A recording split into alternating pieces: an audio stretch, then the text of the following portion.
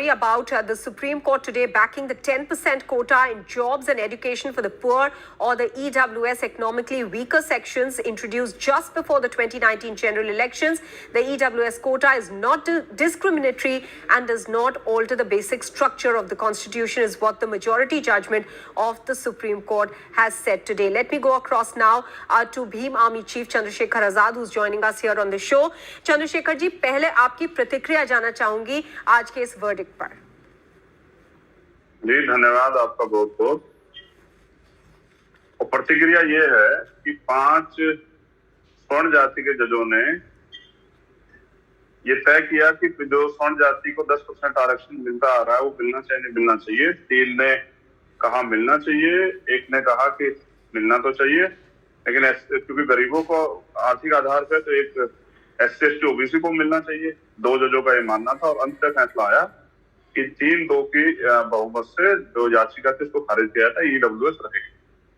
तो मैं ये समझता हूं कि जिस न्यायिक व्यवस्था में SC ST OBC के लोग नहीं है, उनको वहां से न्याय मिलने की उम्मीद 0 है और आज ऐसा ही माननीय सुप्रीम कोर्ट में हुआ।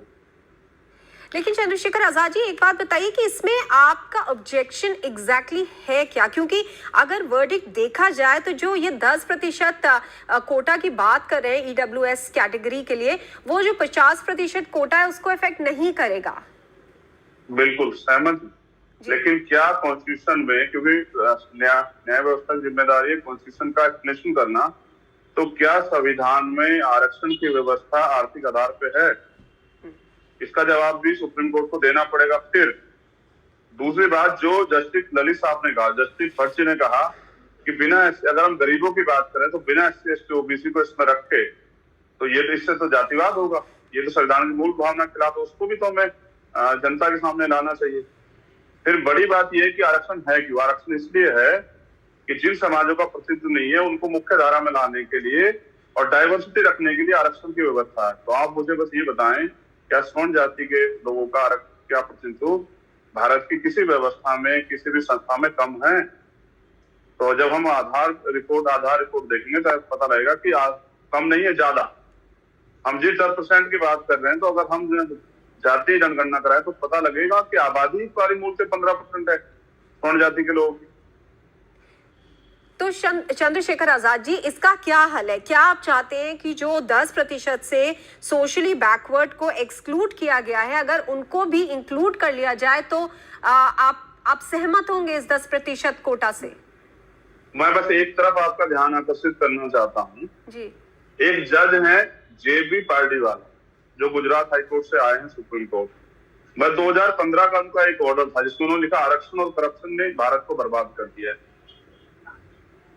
जो आरक्षण के इतने विरोधी है, जिन पर महाभियोग के लिए 58 सांसदों ने साइन किया हो, फिर उनको अपना फैसला पलटना पड़ा हो, जिनको यही नहीं पता कि आरक्षण 10 साल के लिए है या संविधान की मूल भावना में है, अगर ऐसे जज बैठ के फैसला देंगे तो अंतिम फैसला ऐसा ही आना है। EWS पूर्ण रूप से गलत है। EWS का जो आधार है वो संविधान में है ही नहीं। मेरा विरोध है कि संविधान का वायलेशन हुआ है, इसलिए मैं ये बात कर रहा हूँ। और रही बात जो आप उससे सवाल पूछा आपने मुझे कि इसका मैं किस चीज से सहमत हूँ, मैं इस चीज से सहमत होता हूँ कि भारत में जातीय जनगणना होकर ये पता लगे कि किस समाज के पास, किस जाति के पास कितने रिसोर्स हैं, कितनी उसकी भागीदारी है, उसके बाद सभी लोगों को बराबरी की हिस्सेदारी देश में मिले। ये कहने से एक जज उनमें से उनका बयान यह है 75 साल से आरक्षण कब तक चलेगा? तो जब तक इस देश में जातिवाद रहेगा, जब तक इस देश में कॉलेजियम सिस्टम बना के SC ST OBC माइनॉरिटी के लोग घुसने से रोका जाएगा, जब तक all India judicial service commission नहीं बनेगा, जब तक जातिवाद नहीं खत्म होगा, भेदभाव नहीं खत्म होगा, जब लोग भूख के कारण भूखे पेट सोएंगे, जब बिना छत के सोएंगे, तब तक, जब तक भारत में मूल सुविधा व्यक्ति को नहीं मिलती, तब तक आरक्षण रहना चाहिए। और आरक्षण मिलना ही है तो सबको मिले आबादी के आधार पे, क्योंकि जब देश बटा है, जब देश आजाद हुआ। लेकिन चंद्रशेखर आजाद जी, आरक्षण आबादी के आधार पे नहीं, आरक्षण जो उसका पर्सपेक्टिव है वो है कि हिस्टोरिकल रॉन्ग्स को भी राइट किया जाए। और जैसे आपने बोला कि जो पिछड़ी जातियां उनको मेन स्ट्रीम में लाया जाए, उनके पास जॉब्स होनी चाहिए, एजुकेशन होना चाहिए। अगर वो 50% कोटे से वो मिल रहा है, उसके साथ साथ जो कि अच्छी एजुकेशन नहीं अफोर्ड कर पाते हैं, उनको भी एक तरह से बूस्ट मिल रहा है 10% रिजर्वेशन से। तो इसकी तो आपको सहमति होनी देनी चाहिए, आपको इसको एनकरेज करना चाहिए, क्योंकि वो भी एक तरह से पिछड़ गए हैं ना। बिल्कुल सहमत हूँ। आपने तो भी बताया कि आरक्षण का आधार क्या है, शैक्षिक पिछड़ापन, जिनका प्रतिनिधित्व जो है संस्थाओं में कम हो, यही तो है। आर्थिक आधार भी तो नहीं है ना, ये तो आपने भी बताया ना। जब आबादी का आधार नहीं तो आर्थिक आधार भी नहीं है। क्या मैं गलत कह रहा हूँ? दूसरी बात, मैं तो कह रहा हूँ एजुकेशन सबके लिए मुफ्त कर देनी चाहिए, सबके लिए सारी तरह की एजुकेशन फ्री, अंतिम व्यक्ति के लिए भी। किसी को कमी नहीं होनी चाहिए कि एजुकेशन के लिए उसको घर बेचना पड़े, जैसे कमजोर वर्ग के लोगों को बेचना पड़ता है, लोन लेना पड़ता है। किसी को नहीं होना चाहिए, चाहे एससी ओबीसी का हो या सामान्य जाति का हो, किसी बच्ची को ना हो। लेकिन प्रतिनिधित्व तो देखना पड़ेगा। आप मुझे बता दीजिए, मैं आपसे, आप ईमानदार पत्रकार हैं, आप मुझे बताइए क्या स्वर्ण जाति का प्रतिनिधित्व कम है किसी संस्था में? अगर हो तो संस्था का नाम बता दो, बस। मीडिया में ही बता दो कम है क्या? कहीं भी कम नहीं है। ऊपर से बैच ने मांग की कि डाइवर्सिटी तब रहेगी, आपके ऊपर आरोप रहेगा, 5 जज स्वर्ण जाति के हो, आप स्वर्णों के पक्ष में आपको मीडिया विरोध में फैसला देना। आपके बच्चे भी घर में पूछेंगे कि क्या फैसला दिया, आपके रिश्तेदार भी पूछेंगे। तो इसमें एससी एसटी ओबीसी के लोग भी रख लो, तो क्यों नहीं रखा? अब तो एसटी के 2 जज है वहां, ओबीसी का 1 जज है, माइनॉरिटी का भी 1 जज है, एसटी का भी 1 जज है, क्यों नहीं रखा? और ऐसे जज रखे जेबी पार्टी वाला जैसे, जो पहले से पूर्वाग्रहित है, जो कहते हैं कि 10 साल, जिनको ये नहीं पता, उनकी तो परीक्षा होनी चाहिए जेबी पार्टी वाला साहब की, न्यायाधीश साहब की, कि 10 साल के लिए आरक्षण कहां से लिखा, कौन सी किताब में लिखा 10 साल के लिए आरक्षण था, और कौन सा आरक्षण था, उनको ये भी नहीं पता। तो जिन जजों को ये भी नहीं पता कि कौन सा आरक्षण कितने समय के लिए था, वो बैठ के फैसला देंगे। तो मेरा सवाल बनता है कि वहां एससी एसटी ओबीसी के लोग क्यों नहीं थे? और जैसे आप मांग कर रहे हैं ना, अभी आपने भी कहा कि स्वागत करना चाहिए, वो जो लोग वंचित थे, जो लोग नहीं मिल रही थी अच्छी शिक्षा, तो मैं ये कह रहा हूँ कि सुप्रीम कोर्ट और हाई कोर्ट में जो कॉलेजियम सिस्टम लगा के बैन कर दिया है, तो all India judicial service commission की मांग भी हम करते हैं। और मैं यहाँ से आपके चैनल के माध्यम से कहता हूँ, इसका तो स्वागत करता हूँ कि उन्होंने जो फाउंडेशन थी 50% की, खत्म कर दिए।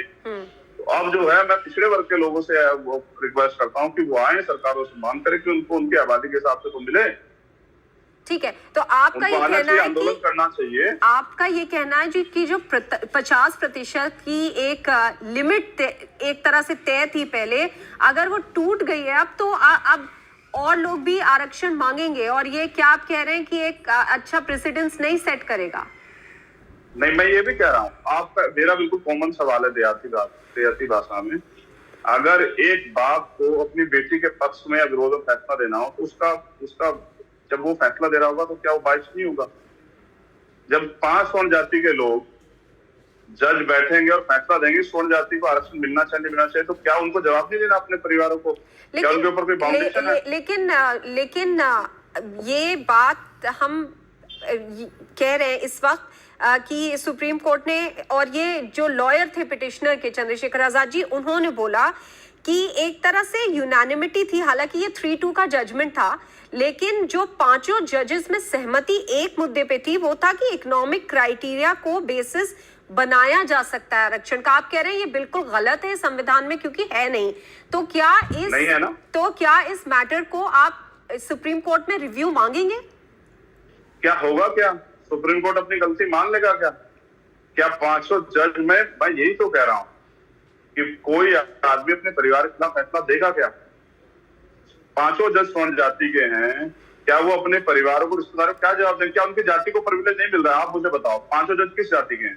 स्वर्ण जाति के हैं या नहीं? आप बताइए, क्या उनके परिवारों को, रिश्तेदारों को प्रिविलेज मिल रहा है? जब अपने रिश्तेदारों को कुछ सुविधा देनी होगी, तो क्या वो उसमें जो है कहीं ना कहीं जो है घालमेल नहीं होगा?